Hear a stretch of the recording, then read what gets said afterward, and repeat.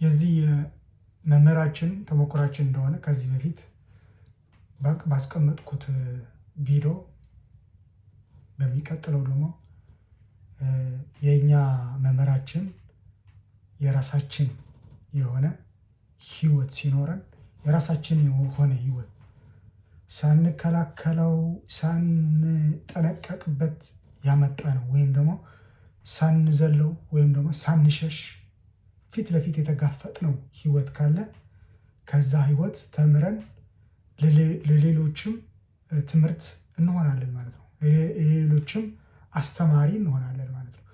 ለሌሎች አርአያ እንሆናለን ማለት ነው። ማለት ሌሎችም እንዲጠነቀቁ እኛ እንናገራለን፣ እናሳውቃቸዋለን። ሌሎች እንዲጠነቀቁበት እንናገራለን ማለት ነው እና የራስህ ተሞክሮ የራስህ ጥፋት ሊሆን ይችላል። ራሱ ጥፋት ሊሆን ይችላል።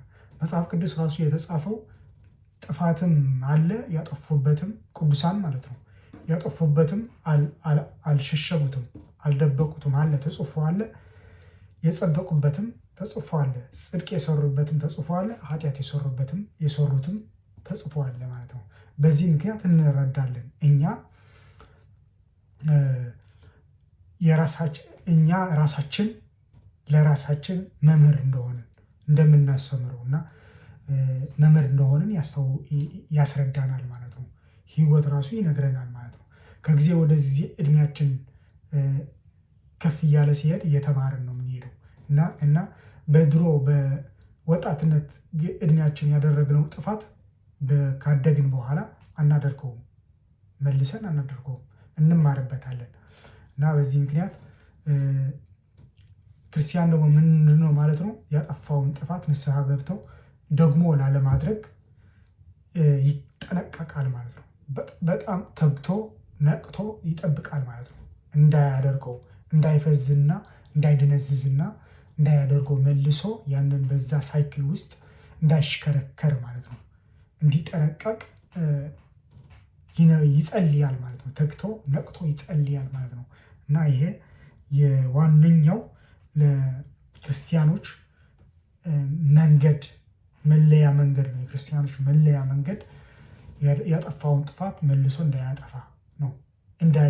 የተኛ እንዳይሆን ማለት ነው። እንደ ሌሎች ዓለሞች እንደ አህዛብ እንደ ጣዖት አምላኪዎች እንዳይተኛ ማለት ነው። እንዳይተኛ ማለት ልክ ያልሆነውን ነገር ሀቅ ያልሆነውን ነገር እውነት ያልሆነውን ነገር እውነት ብሎ ማመን ማለት ነው። ይሄ መተኛት ይባላል። እምነት ነው ግን የመተኛት እምነት ማለት ነው። አምነውታል፣ ያመንበት ነው። ምንም ልታደርግ አትችልም። ግን ያመንበት ቢሆንም ግን የመተኛት ወይም ደግሞ እንደሞትክ ማለት ነው እና ያንንን አልነቁም ተኝተዋል ይባላል ማለት ነው። እየኖሩም እንኳን ሳለ ማለት ነው። የአባባል ነው አረዳዱ አገላለጹ ሲሆን ተኝተዋል